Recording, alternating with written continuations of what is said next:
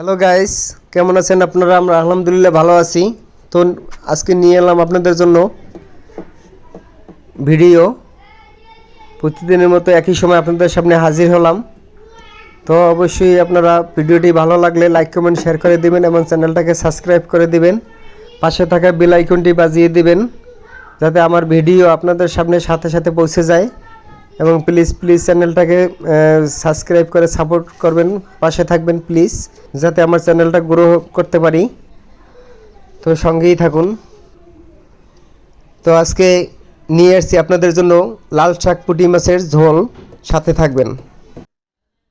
তো দর্শক দেখুন, সকাল সকাল বাজার থেকে নিয়ে এলাম লাল শাক। লাল শাকের দাম অনেকটাই কমে গেছে। আগে এক মুঠো কিনতে হচ্ছিল 30 টাকায়, এখন 3 মুঠো 30 টাকায় নিয়ে আসছি। তো এটা দিয়ে পুঁটি মাছ দিয়ে একটা রেসিপি করব, একটা ঝোল থাকবে, অনেক সুস্বাদু রেসিপি, সাথে থাকবেন অবশ্যই। প্রথমে পুঁটি মাছটাকে কেটে তারপর ভালোভাবে লবণ দিয়ে পরিষ্কার করে ধুয়ে নিতে হবে।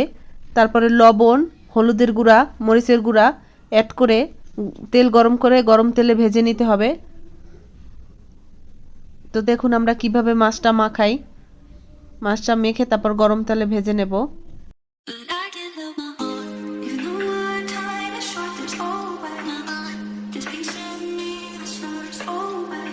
এক করে এগুলো সব দিয়ে দেওয়ার পরে মাছটাকে সুন্দর করে মাখিয়ে নিতে হবে।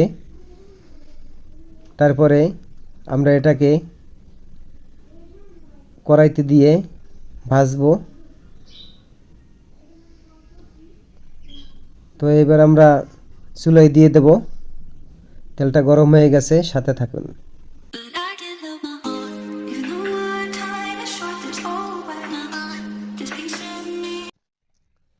তো বন্ধুরা, আমাদের পুঁটি মাছটা ভাজা হয়ে গেছে, সুন্দর একটা কালার চলে আসছে, সুগন্ধ ছড়িয়ে গেছে।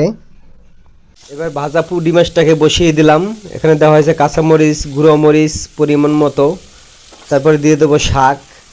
সব মশলা কষিয়ে এবার ঢেকে রাখবো। দেখা যাক কেমন হয়েছে। বাহ, অনেক সুন্দর একটা কালার আসছে। হয়ে গেছে, বেশি ঝোল রাখবো না, এভাবে মাখা মাখাই থাকবে।